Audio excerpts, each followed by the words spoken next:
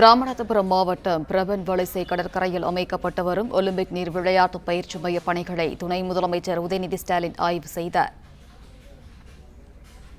இதுகுறித்தான முழு விவரங்களை வழங்குகிறார் செய்தியாளர் பிரபுராவ். பிரபு, வணக்கம். விவரங்களை நீங்க பதிவு பண்ணலாம்.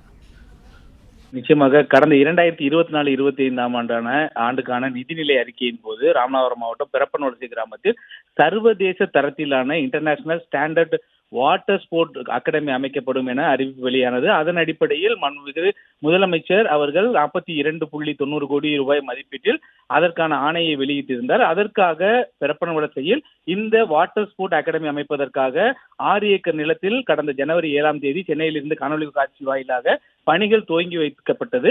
இந்நிலையில் இன்று ராமநாதபுரம் மாவட்டத்தில் பல்வேறு நிகழ்ச்சியில் கலந்து கொள்ள வந்த துணை முதல்வர் உதயநிதி ஸ்டாலின் இன்று பெரப்பன்வலிசைக்கு சென்று தற்போது அங்கு நடைபெறக்கூடிய பணிகள் குறித்து ஆய்வு மேற்கொண்டார். பின்னர் செய்தியாளரிடம் பேசிய அவர், கடற்கரை அருகே இந்த சர்வதேச அகாடமி வாட்டர் ஸ்போர்ட் அகாடமி அமைய இருப்பதால் அதற்கான கடற்கரை ஒழுங்குமுறை ஆணையத்திலிருந்து சுற்றுச்சூழலுக்கான அனுமதி பெற இருந்தது. அந்த அனுமதி தற்போது பெறப்பட்டுள்ளதால் வரும் பிப்ரவரி 5ஆம் தேதி இந்த பணிகள் துவங்கப்படும்.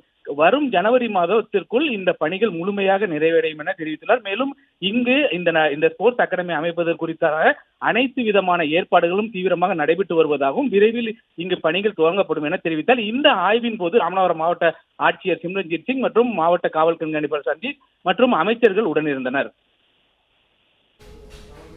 விவரங்களுக்கு நன்றி பிரபு.